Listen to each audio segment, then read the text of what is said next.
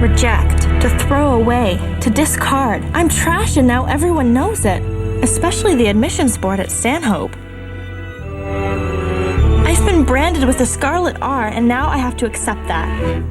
Come on. We'll be laughing about this next year. You will be in the Stanhope cafeteria with your new smart friends. I'll be giving bikini waxes at Kali Baba's House of Beauty.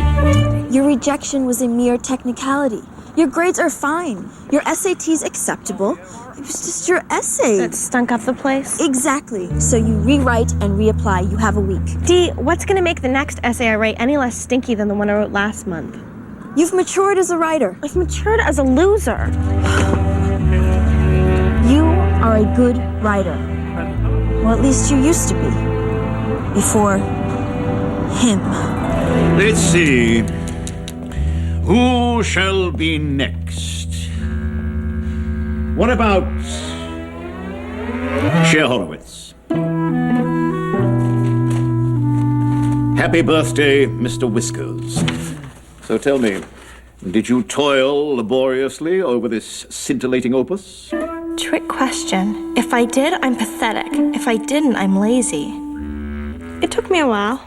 How come, Miss Horowitz? No, really, I worked hard on this. You know, your essay reminds me of another I read last semester about the untimely demise of a carnival goldfish. Bob floats. Of course! Another Horowitz literary gem. How could I forget? The similarities between the fake, flowery prose, the spineless narrative, and the sappy subject matter are unmistakable. Tell me, Miss Horowitz, are you really as shallow as this witless writing would have us believe? Uh-oh. Another trick question. For example, right now, how do you feel? I don't know. Not great, I guess. You guess? Yes, of course, it would have to be a guess, as your capacity for introspection is as non-existent as any original thoughts in that hollow blonde head of yours. I'm telling you, every time I get near that man, I get all weepy and snotty. Oh, forget Pimler. You can write a great essay. Come on, you heard the man. I haven't got an original thought in my hollow blonde head. You do. Lots of them. And we're going to find them. Even if I have to turn you upside down and shake them out of you one by one. Dee! Well, desperate times. Look, I have the next 4 years of our lives planned. There is no way I'm going to let a negative, condescending, pinhead English teacher ruin even a second of them. You will write a great essay, we will go to Stanhope, and we will have fun. All right, I've got it. We take apart a teacher's car and put it back together on the roof. Sean, we couldn't put together that bookcase from IKEA. True. Okay, how about we put a stack of tires around the flagpole? Man, when did you become Richie Cunningham? Look, I want something hip, all right? Something new. Something that'll go down in history as the biggest senior prank of all time. Okay, I guess we won't be saran wrapping the toilet seats. See, I want every senior that walks down these halls not only to know our names, but to know our legend. Yes. You know what I mean? Yes. You've been rejected by every girl in school. Isn't that some sort of record? Oh, excuse me, Principal Provost.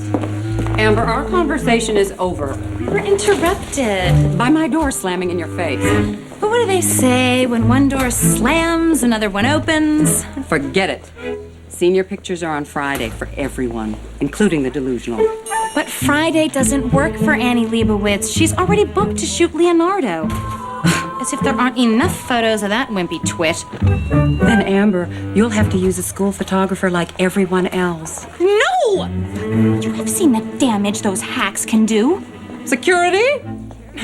Cindy Crawford's yearbook picture makes her look like Shamu. Brad Pitt like Screech. I can't have a time bomb ticking on some jealous classmate's shelf just waiting to explode all over People magazine when I become famous. Fine. Your yearbook listing will read, unavailable for photo. Look, let's cut to the credits. How about I play you a little song I call Here Comes the Bribe? Jewelry? Liposuction? What is it you crave most? You tied to a metro rail track.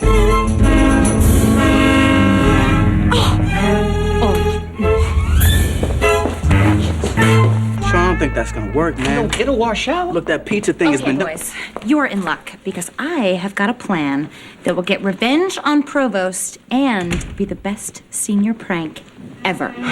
Well. Big Red, have a seat.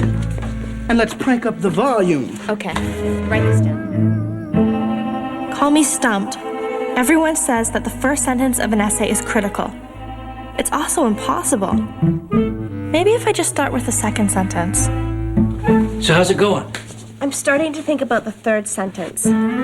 What, hoping the first two will write themselves? Dad, I'm stuck. Well, you used to be such a good writer. Yeah, until Mr. Pimler put my confidence in a blender and hit puree.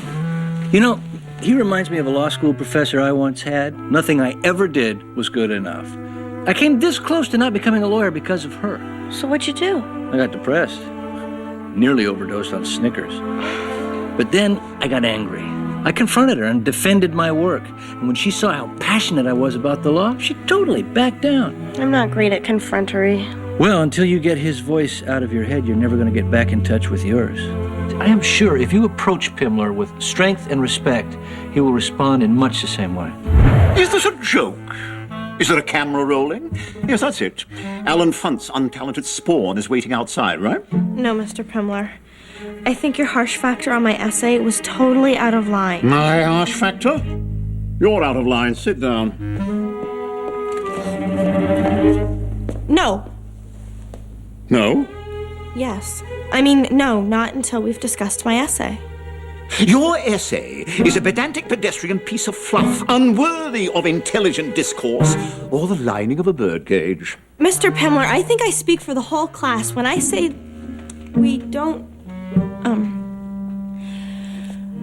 mind criticism as long as it's constructive criticism. Something that will give us a ray of hope.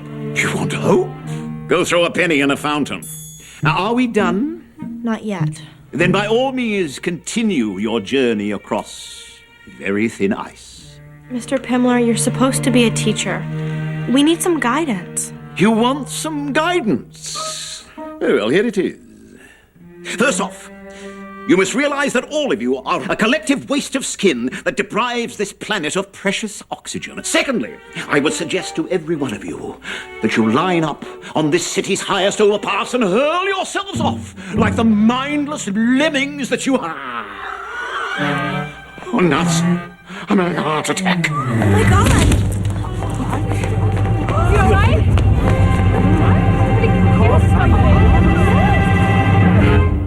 You killed him.